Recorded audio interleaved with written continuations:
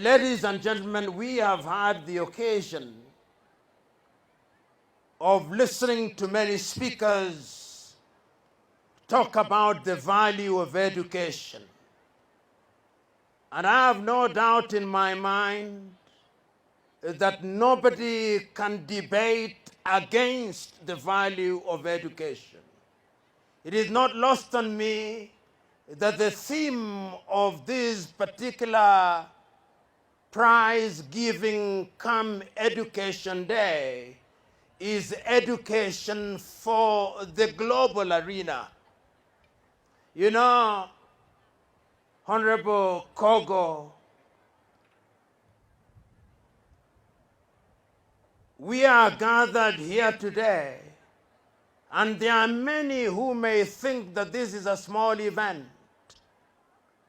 But as the wise people say, can the ocean exist in spite of the river? Can the forest exist in spite of the tree? And can the river exist in spite of the little droplets? The truth is that our little efforts is what contributes to the big things that we do. I am moved through the testimonies of those who have spoken before me that in this sub-county you are the only one who has seen the wisdom for the third time to organize an event such as this. In other places, when I said things such as I've said about you, and my audience carried their hand, they would have clapped for you. But it appears to me that this audience has not. You are to be praised. I'm also happy that you have succeeded in putting together all the sectors of education in this part. I've had the advantage of listening to professors of universities. I've had the advantage of listening to the trade union leaders representing different cadres of teachers in the country and in the region. I've had the advantage of listening to the local politicians. I've had the advantage of listening to my good friend, the governor of Nandi. And I've had the praises and the songs and dances that have been performed by our young men and women who have performed here to demonstrate to us that education is not only the academic aspect of it, but all other aspects which are now being given their pride of place in the new curriculum.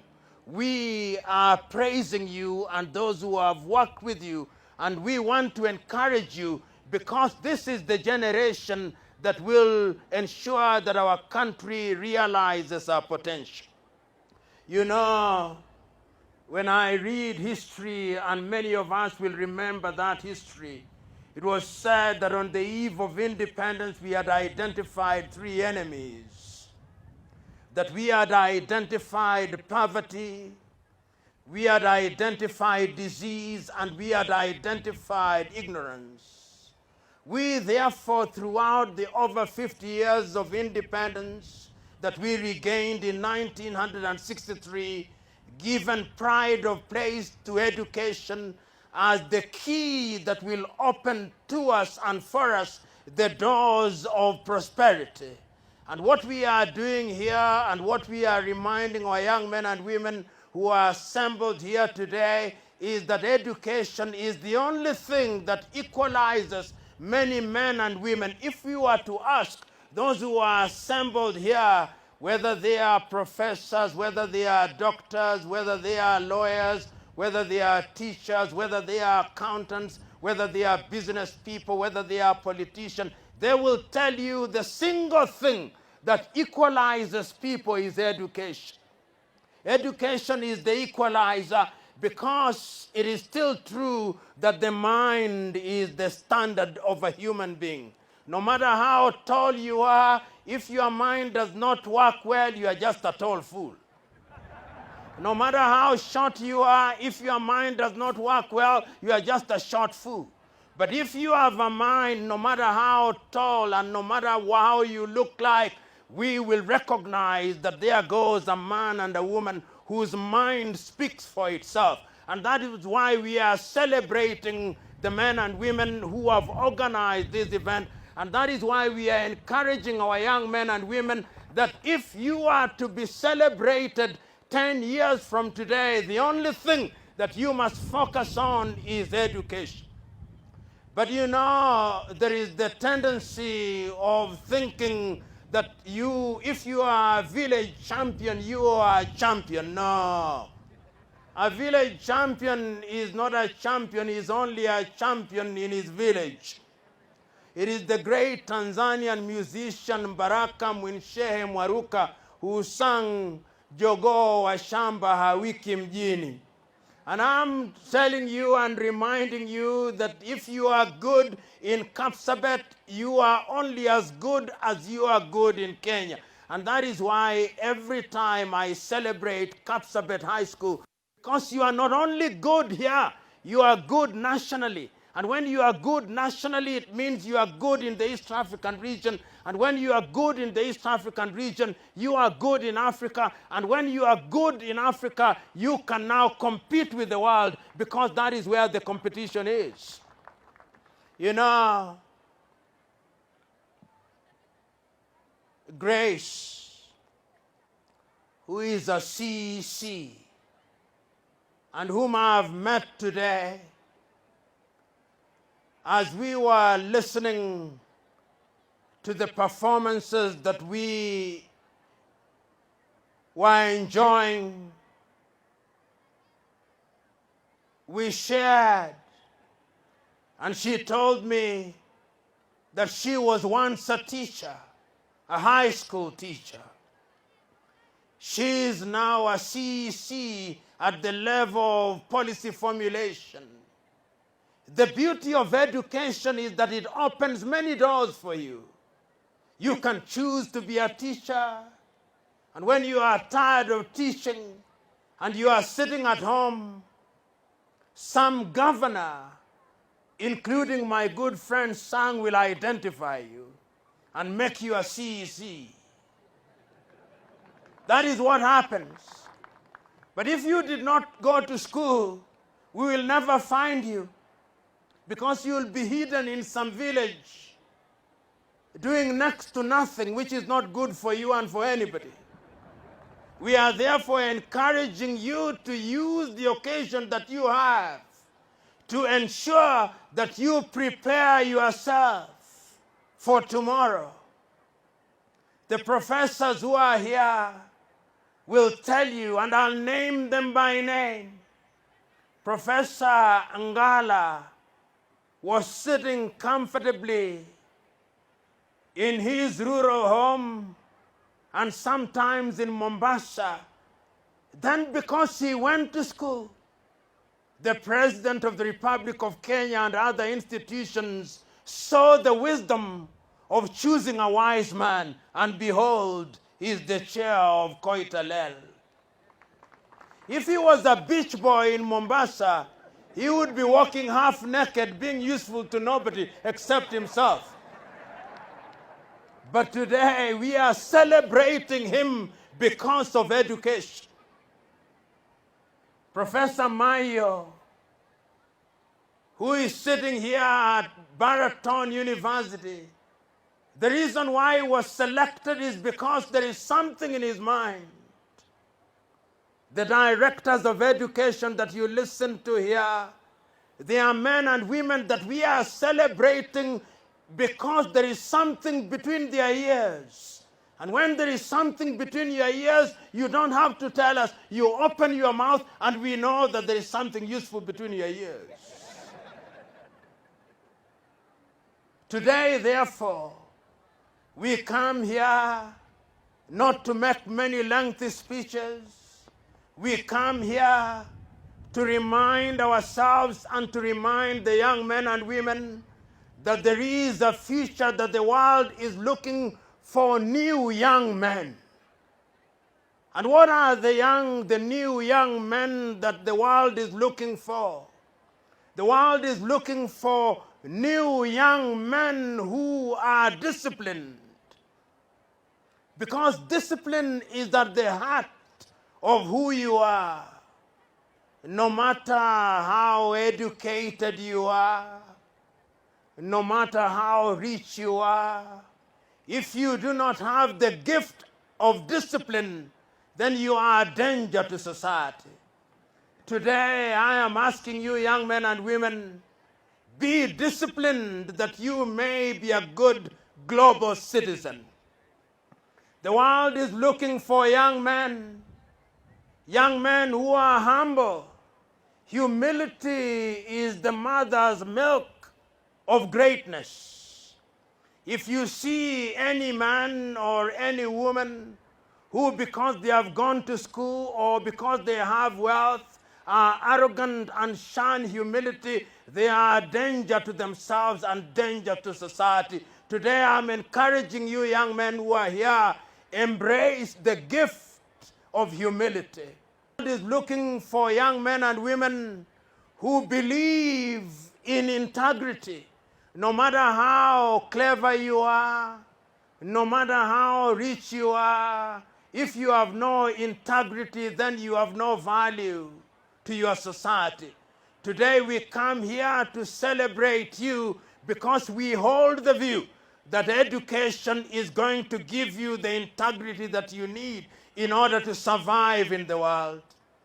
The world is looking for young men and women who are respectful, because respect is reciprocal and is earned. You know, many of you who are in positions of authority and have applied for jobs and opportunities, sometimes when you ask for a job elsewhere, they ask you to get a letter from your high school, a letter from your primary school. That is when we discover that you are expelled in every school that you visited. And even if people wanted to employ you, they think this is trouble personified. What we are encouraging you, young men and women, is that you must have a good school leaving certificate from your primary school. You must have a good leaving certificate from your high school. You must do things that are right so that 10 years down the line, when you look at your own leaving certificate, it is said of you, he was a hard-working young man. He was a hard-working young woman who did not entertain nonsense. But whenever there was an opportunity to disagree with the teachers, he told the teachers not in a manner that inflamed their anger, but with the firmness and humility that opened their eyes. I believe that that is a possibility, and I have no doubt in my mind that on an occasion such as this, we are celebrating and preparing you for that day.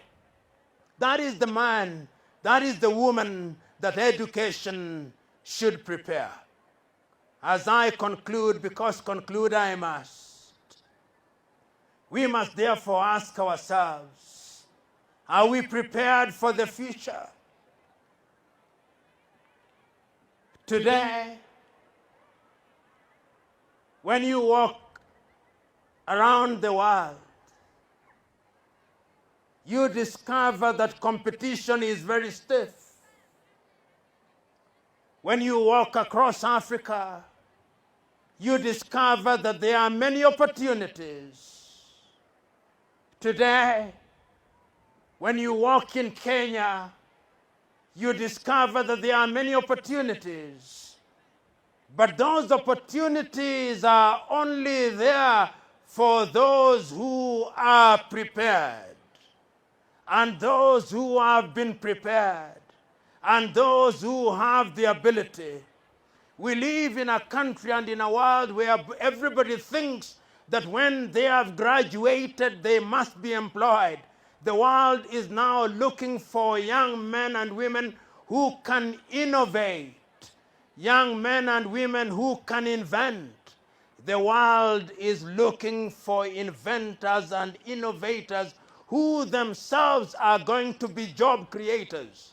And that is what we are encouraging you to do. my understanding of the competency-based curriculum, which I'm still learning many things about, is that whichever talent you have, nurture that talent. The governor and I, and the member of parliament and I, while we were listening to the young man who was rapping, were musing to ourselves that in today's world, that young rapper can employ 10 professors, because when he does one performance, he's possibly paid 1 million shillings. There is money in your talent.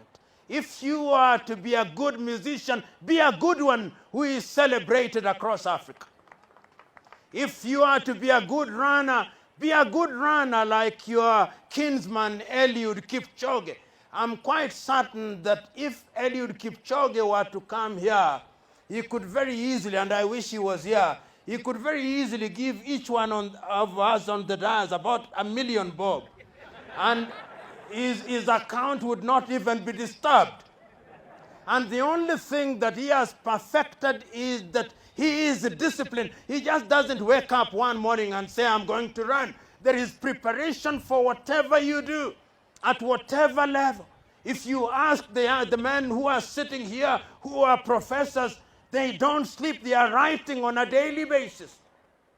So young men and women, mmeambiwa mengi, tumesema mengi, kama chiriku aliyekunywa maji ya chooni Bwana Ngala. Lakini nikimalizia nitasisitiza hivi: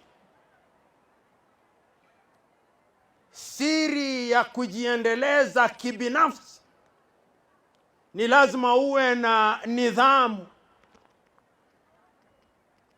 Lazima uwe ni mtu wa kujinyima, kwa kuwa Waswahili wanasema mchumia juani hulia kivulini. Mkiwa shuleni mnachumia juani, wakati wa kulia kivulini na wakati wa kusifiwa na wakati wa kushabikiwa na wakati wa kusherehekewa itakuja. Ndiyo maana unaona hawa wenzetu hapa tunawaenzi, tunawasherehekea. Bwana Kogo akisimama, makofi tunazompa ni tofauti na makofi za kawaida.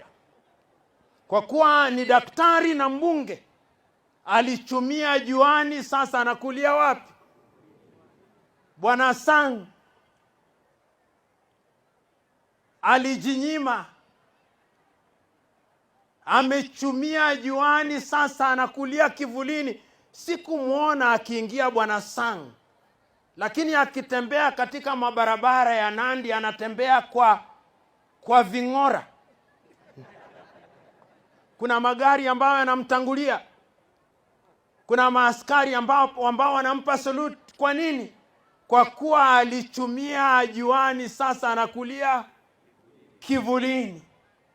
Profesa Misoi, ukienda ofisini kwake, utapata ofisini kwake, sikuingia bado, sijaingia ofisini kwake, lakini katika sebule lake, sebule tu ya kuwakaribisha wageni, nilipoingia tu pale, ndizi na mahamri alichumia juani, sasa anakulia kivulini. Ili mradi ukichumia juani unakulia kivulini. Na ndio tunawahamasisheni ya kwamba siku hizo zaja na zitakuja kwa juhudi, na juhudi hizo lazima mzifanye nyinyi wenyewe. Waalimu tayari wanafanya juhudi.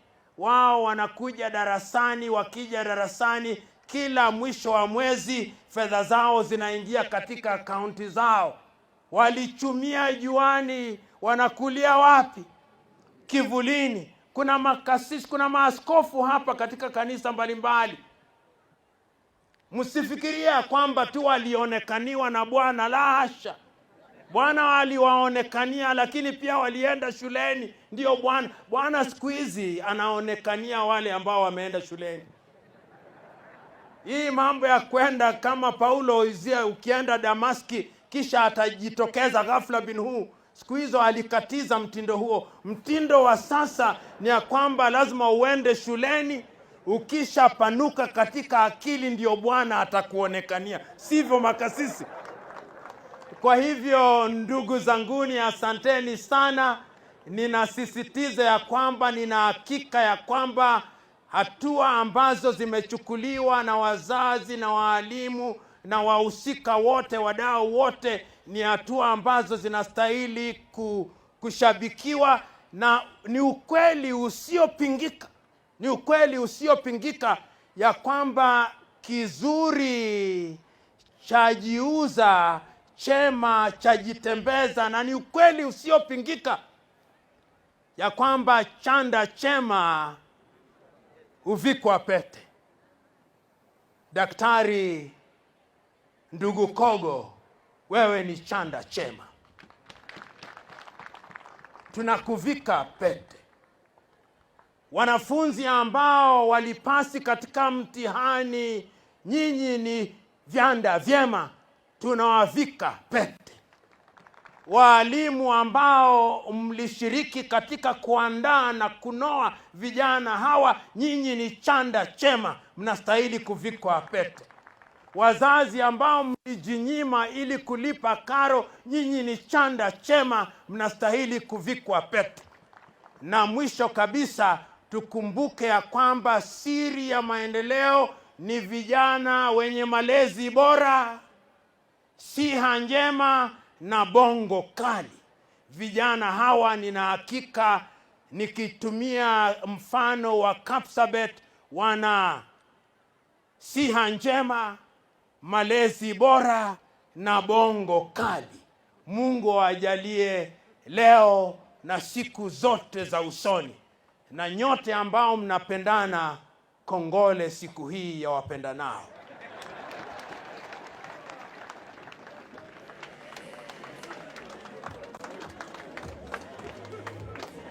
Thank you very much, sir. Thank you. Asante sana. Asante. Asante sana. Asante sana. Asante sana. Asante. Thank you. Asante sana.